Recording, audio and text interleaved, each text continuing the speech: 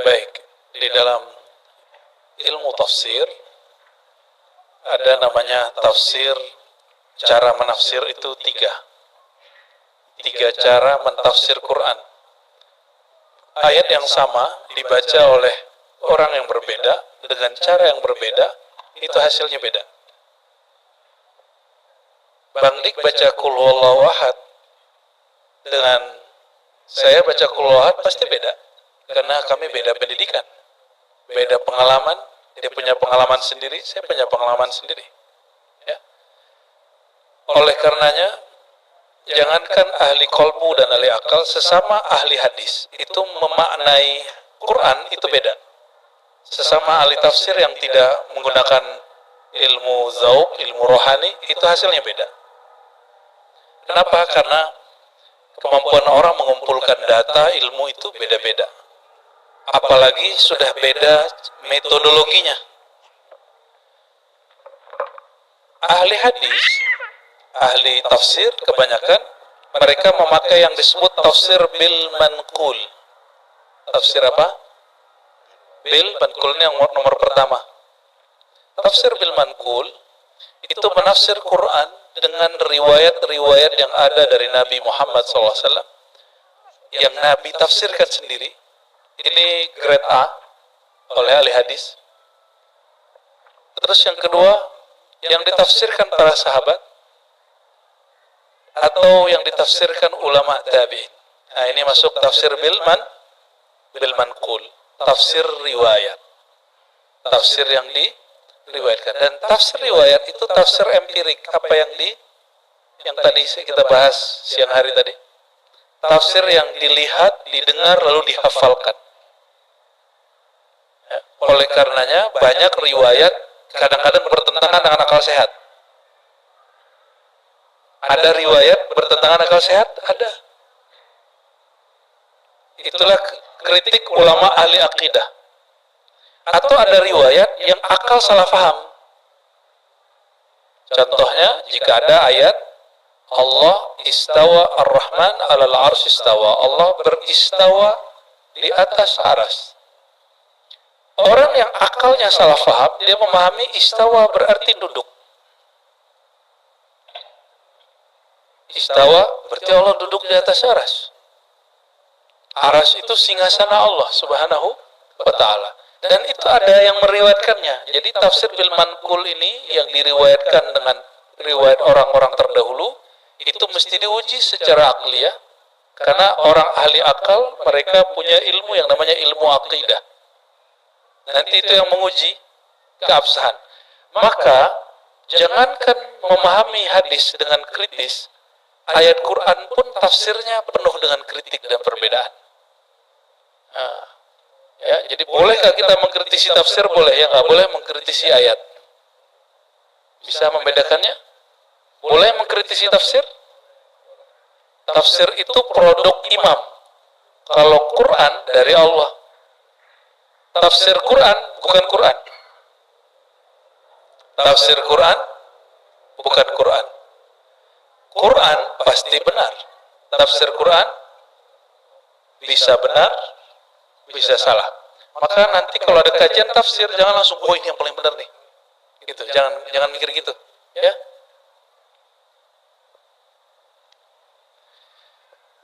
Itu cara nafsir yang pertama, nafsir dengan manqul dinukil. Yang kedua ada tafsir bil ma'qul dengan akal.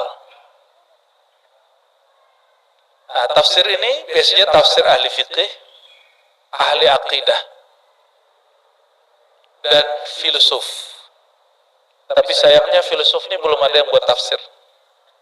Ya, mungkin sahabat saya yang filsuf ini, Saudara Satra Al-Bangkawi ini, ya. Ini filosof ini. Mungkin nanti dia buat tafsir filsafat kali. Filsafat itu metodologinya, Anda berpikir, Anda paham. Jadi dia ambil ayat terus dia pikirin. Oke? Itu tafsir bil ma'qul. Jadi di situ masuk tafsir akidah, tafsir fiqih, tafsir apa lagi? Oke, ini sebagai contoh. Di masa Rasulullah SAW ada vape nggak? Ada rokok nggak? Ulama kita antara Muhammadiyah dan NU itu beda fatwa tentang rokok dan vape, cerutu dan sejenisnya. Kenapa? Karena tidak ada di zaman Rasulullah SAW. Lalu mereka ambil ayat yang sama, hasil tafsirnya beda. Apa ayatnya? Wala tulqu biaidikum ila tahluka. Jangan kamu lemparkan dirimu kepada kebinasaan. La dharara wala dirar. Hadis Nabi, tidak boleh ada kemudaratan dan memudarati orang lain. Mudarat itu berarti merusak orang lain. Hadis ini walaupun tidak sampai derajat sahih, tapi minimal dihasan. Maksudnya apa? Berdasarkan ayat dan hadis ini, maka beberapa ulama itu nanya ke Pak Dokter, rokok itu berbahaya atau tidak? Kata Pak Dokter yang tidak merokok, wah ini benar bahaya nih. Akhirnya difatwakan haram. Padahal orang mati karena rokok itu hampir sama banyak dengan mati karena nasi. Kenapa tidak ada fatwa haram nasi? Ini contoh. Itulah bukan ngelesnya, candaan kiai-kiai ahlul udud. Ya, karena saya kecewa ada beberapa sahabat saya, Ustadz bilang, nggak ada ulama merokok. Itu ulama. Apa itu? Ente nggak paham? Uskut. Bukan ahli fatwa, cukup ceramah tentang motivasi. Tidak usah ceramah hukum. Karena hukum itu ada sekolahnya. Sebagaimana retorika ada sekolahnya. Dia ahli retorika tapi dia ikut berfatwa. Kalau kita fatwakan bahwa rokok itu haram dan orang merokok bukan ulama, kita tutup semua pesantren di Pulau Jawa dan Madura. Ya, dan itu mereka ahli Quran, hafiz Quran, ahli hadis, ahli fikih. Ini contoh bahwa ayat yang sama ketika mereka bawakan ke akalnya, hasilnya beda.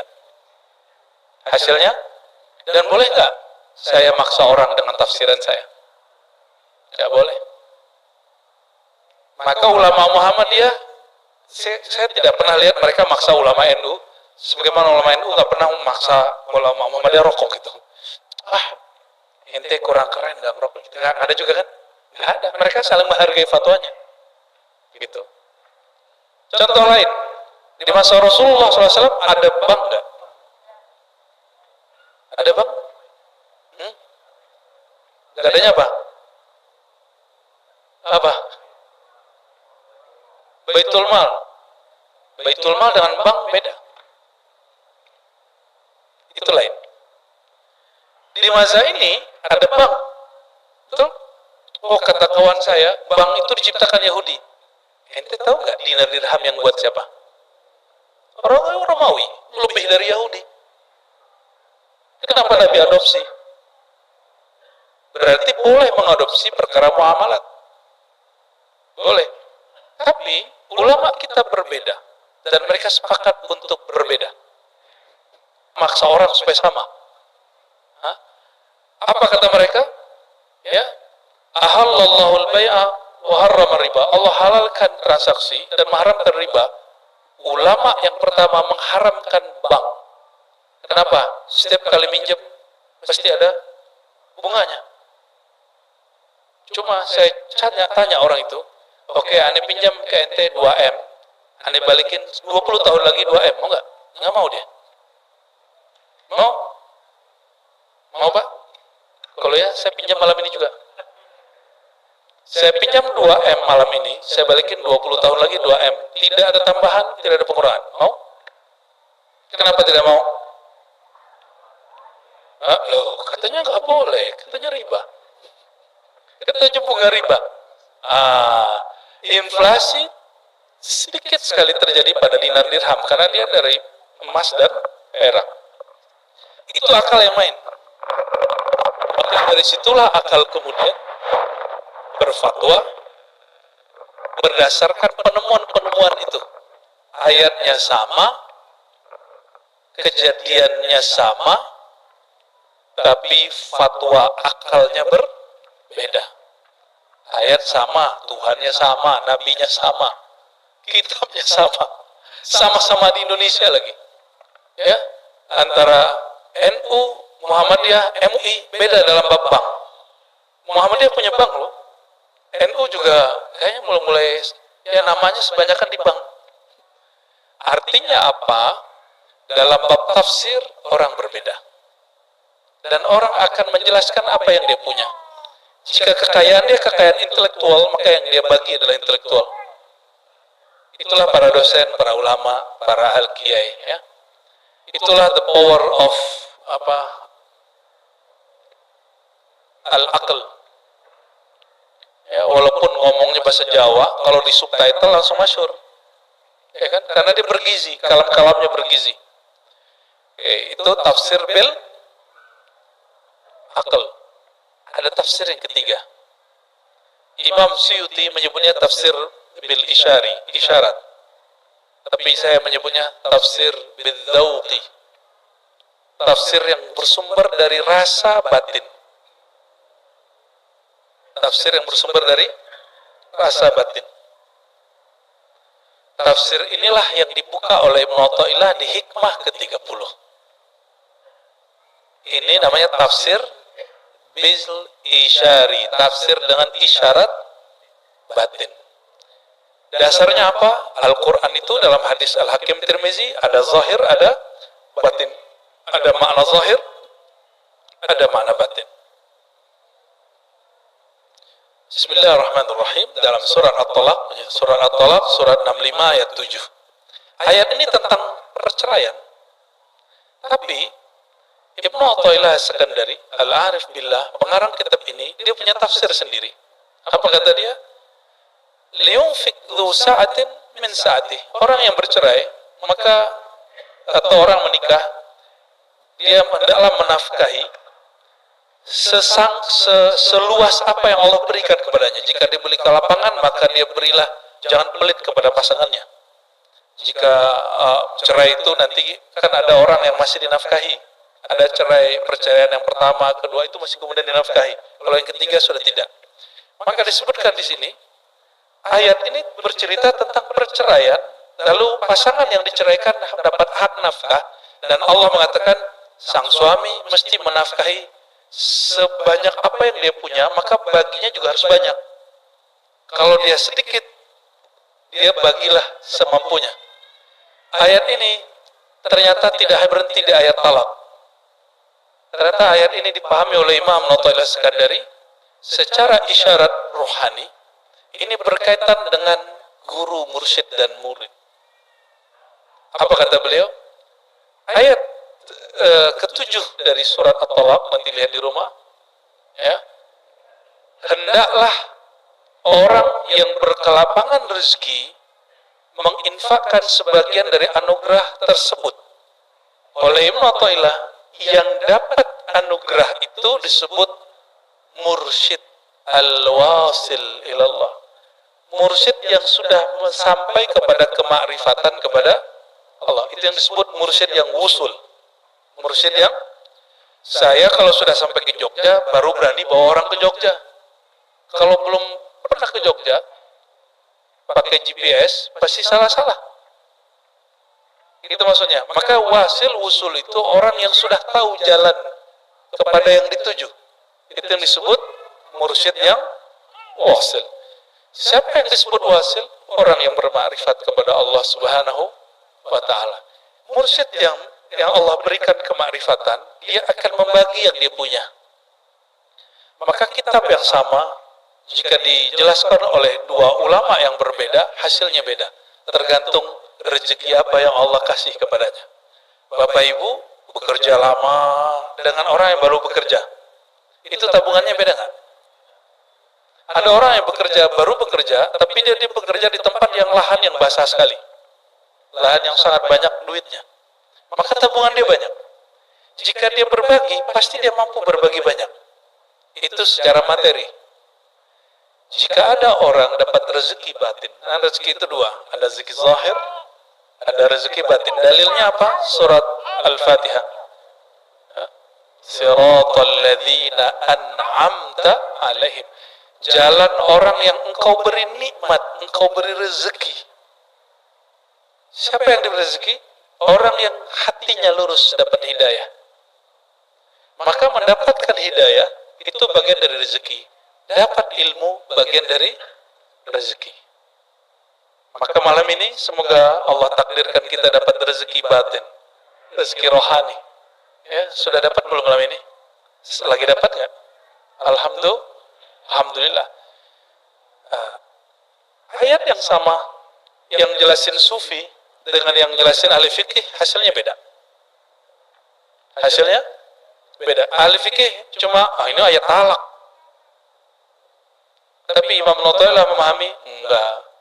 Yang Allah lapangkan rezekinya itu tidak hanya orang yang bekerja mencari rezeki zahir, tapi juga orang yang bekerja mencari rezeki batin. Ya, orang yang sudah lama merawat, melatih kolbunya, maka dia akan punya tabungan rohani yang lumayan banyak. Tapi tabungan itu ada limitnya. Oleh karena itu, sekelas Imam Syekh Abdul Qadir Jilani punya jatah mengangkat wali 1000 orang di zamannya, nggak tahu setelah wafatnya. Begitu disebutkan dalam banyak kitab tentang metodologi kewalian. Jadi wali itu diangkat oleh wali sebelumnya atau diangkat oleh Rasulullah Sallallahu Alaihi Wasallam. Ya. Terus Ibnu Arabi juga begitu, Imam Syazili juga begitu. Jadi mereka punya kuota. Biar gampang, wifi di rumah kita, dia punya limit gak orang yang akan mengaksesnya? Paham? Maka satu server, dia punya limit untuk bisa mengcover berapa orang yang akan terhubung kepadanya. Itu baru zahir. Tapi kelihatan gak sinyal itu? Ada yang bisa ngeliat sinyal? Bayangkan hari ini sesuatu yang zahir itu gak kelihatan memata dan orang bisa percaya. Kenapa orang tidak percaya ada wali Allah bisa memancarkan sinar nurullah? Dan sinar itu juga ada jatahnya. Dia punya kuota juga.